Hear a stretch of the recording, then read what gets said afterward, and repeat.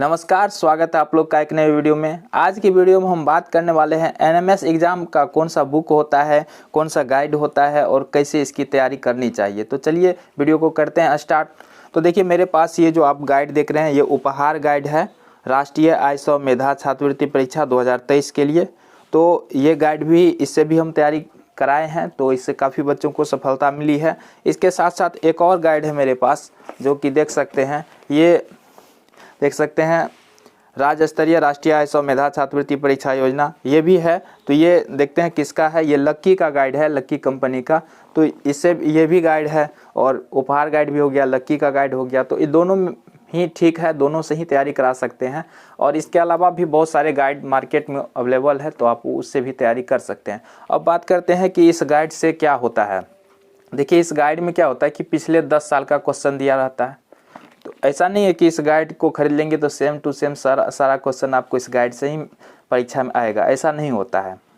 इस गाइड से होता यह है कि आपको ये पता चल जाता है कि किस टाइप के क्वेश्चन पूछे जाते हैं और आपको अच्छा तरह से अभ्यास हो जाता है। जैसे कि इसमें पिछला 10 साल का क्वेश्चन दिया रहता है, तो इससे ये अनुमान हो जाता है कि कैसा क्वेश्चन एग्जाम में आने वाला है, और उसकी अगर हम लोग प्रैक्टिस करते हैं तो ये हमारी तैयारी के लिए बेहतर हो जाता है। इसके बाद इसमें कुछ मॉडल सेट भी दिए रहते हैं और रीजनिंग के बहुत सारे चैप्टर्स रहते हैं और एसएसटी साइंस के भी क्वेश्चंस दिए रहते हैं। तो ये सभी और मैथ्स के भी क्वेश्चन रहते हैं, तो ये सभी काफ़ी उपयोगी हो जाता है तैयारी के लिए। तो अगर आप भी एनएमएस एग्जाम का फॉर्म भरे हैं तो आपको भी कोई सा गाइड खरीद लेना चाहिए। अब बहुत सारे बच्चे पूछते हैं कि सर कौन सा गाइड बेहतर होता है।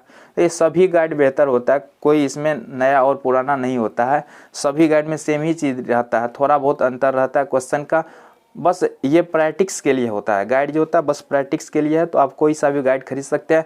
बहुत सारे नया खरीदना चाहते हैं, तो अगर नया नहीं मिल पा रहा है, कोई पुराना भी है किसी और स्टूडेंट के पास, तो आप उससे भी तैयारी कर सकते हैं। नया और पुराना में कोई भी डिफरेंस नहीं है। इसमें होता क्या है कि बस एक पिछला साल जैसे 2022 का क्वेश्चन इसमें ज़्यादा दे देगा, बाकी सब कुछ सेम ही रहता है। तो पुराना गाइड से भी तैयारी कर सकते हैं। उम्मीद है आपका डाउट क्लियर हो गया। अब बात करते हैं तैयारी कैसे करना है, क्या क्या क्वेश्चन पूछता है, किस टाइप का क्वेश्चन पूछता है, चलिए इसकी बात करते हैं। तो देखिए हम बोर्ड पर देखिए एनएमएस एग्ज़ाम, इसको हम लोग राष्ट्रीय आय सौ मेधा छात्रवृत्ति परीक्षा के नाम से भी जानते हैं, और इसमें जो पास करता है 48,000 रुपया मिलता है 4 साल में, सब आप जानते ही हैं। अब बात करते हैं तैयारी की। तो तैयारी करने के लिए आपको गाइड के अलावा और क्या क्या करना होगा।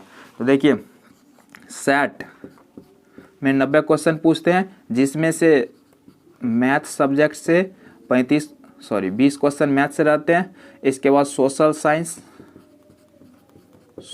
साइंस से 35 क्वेश्चन रहते हैं। सोशल साइंस में भूगोल, इतिहास, नागरिक शास्त्र तीनों मिला करके। इसके बाद साइंस से भी 35 क्वेश्चन रहते हैं। इसमें क्या है कि फिजिक्स, केमिस्ट्री, बायोलॉजी मिला करके 35 क्वेश्चन, तो टोटल हो गए 35, 70, 20, 90। ये इस टाइप का होता है सेट में।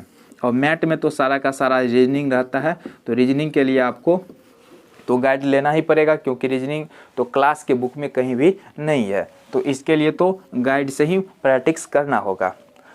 सेट में मैथ्स के क्वेश्चन तो आप एनसीईआरटी का जो मैथ है क्लास 8 का, तो उसको तो पूरा का पूरा बना ही लीजिए, क्योंकि उसी से ज़्यादा क्वेश्चन पूछे जाते हैं। उसके बाद सोशल साइंस में भूगोल, इतिहास, नागरिक शास्त्र का जितना भी ऑब्जेक्टिव प्रश्न है आप उसको बना करके निश्चित रूप से उसके याद करें।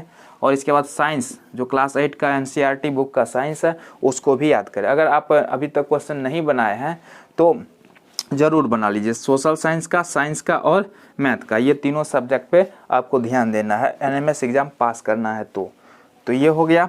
उसके बाद जो है तो इस तरह से सेट का तैयारी करने के लिए आपको एनसीईआरटी बुक पर निर्भर रहना होगा। साथ ही गाइड में भी कुछ क्वेश्चन दिए हैं, और इसके अलावा आपको प्रीवियस ईयर का जो क्वेश्चन है, पिछले 10 साल का जो क्वेश्चन है, उसमें जिस टाइप का क्वेश्चन सब पूछा गया आप उसको भी याद कर लें।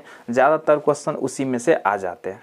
तो कुल मिला करके आपको समझ में आ गया होगा। इसके साथ ही बहुत सारे चैनल पे ऑनलाइन तैयारी भी होता है, इस चैनल पे भी ऑनलाइन तैयारी होता है, तो आप ऑनलाइन तैयारी भी करते रहें। और ये जो बताया इसको भी कर लीजिए। और मैट के लिए आपको जो है गाइड पे निर्भर रहना होगा, गाइड से तैयारी करना होगा। ऑनलाइन भी कर सकते हैं अगर आपके पास गाइड अवेलेबल नहीं है तो, क्योंकि दोनों सेट और मैट दोनों में पास करना होता है, इसलिए इस तरह से आपको तैयारी करना होगा। उम्मीद करते हैं सारा आपका डाउट्स क्लियर हो गया।